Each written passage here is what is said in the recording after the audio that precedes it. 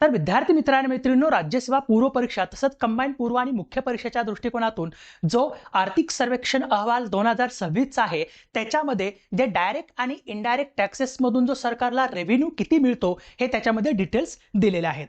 जर आपण बघितलं या इकॉनॉमिक सर्वेकडे, इकॉनॉमिक सर्वेमध्ये असं म्हटलेलं आहे की डायरेक्ट टॅक्सेस मधून म्हणजे फिस्कल इयर 2025 मध्ये डायरेक्ट प्रत्यक्ष करामधून 59% रेव्हेन्यू मिळालेला आहे, तर 41% रेव्हेन्यू हा अप्रत्यक्ष करातून मिळालेला आहे। म्हणजे 100 रुपये जर टॅक्स रेव्हेन्यू मिळत असेल तर त्यापैकी 59 रुपये प्रत्यक्ष करातून आलेत आणि 41 पैसे किंवा 41 रुपये हे इनडायरेक्ट टॅक्सेस मधून आलेले आहेत, राईट। आणि सगळ्यात महत्त्वाचं हे पण लक्षात घ्यायचं की टॅक्स टू जीडीपी रेशो जो आहे तो आता वाढलेला आहे। आजवर टॅक्स टू जीडीपी रेशो हा 10.8% होता, तो आता वाढून 11.5% झाला। याचा अर्थ काय, तर गव्हर्नमेंटकडे वेगवेगळ्या योजनांवरती खर्च करण्यासाठी म्हणजे जास्तीत जास्त टॅक्स रेव्हेन्यू गोळा होतोय, जेणेकरून गव्हर्नमेंटची जी आर्थिक क्षमता आहे किंवा आर्थिक स्थिती आहे ती चांगली स्ट्रॉंग होते आहे, याचा असा अर्थ होतो। तर हे लक्षात ठेवा, जसा टॅक्स टू जीडीपी रेशो वाढतो तसं आर्थिक वृद्धी चांगली होते, राईट। आणि टॅक्स टू जीडीपी रेशो जर कमी होत असेल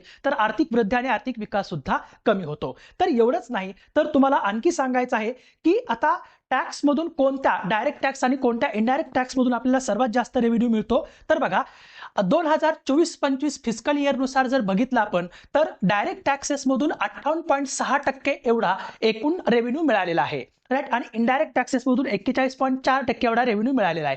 परंतु आताच्या डेटानुसार 59% डायरेक्ट टॅक्सेस मधून आणि 41% इनडायरेक्ट टॅक्सेस मधून रेव्हेन्यू आलेला आहे। तर याच्यामध्ये सगळ्यात जास्त रेव्हेन्यू कुठून येतो, तर जे प्रत्यक्ष कर आहेत त्याच्यामधून इन्कम टॅक्स मधून सर्वात जास्त रेव्हेन्यू येतो, त्याच्यानंतर कॉर्पोरेशन टॅक्स आणि त्याच्यानंतर सिक्युरिटी ट्रान्झॅक्शन टॅक्स मधून सर्वात जास्त रेव्हेन्यू मिळतो, त्याचा हा क्रम आहे। आणि इनडायरेक्ट टॅक्सेस मध्ये जीएसटी मधून सर्वात जास्त रेव्हेन्यू मिळतो, नंतर एक्साइज ड्युटी म्हणजे उत्पादन शुल्क आणि नंतर कस्टम ड्युटी सीमा शुल्कामधून सर्वात जास्त रेव्हेन्यू मिळतो। तर हा पण तुम्ही क्रम लक्षात ठेवा।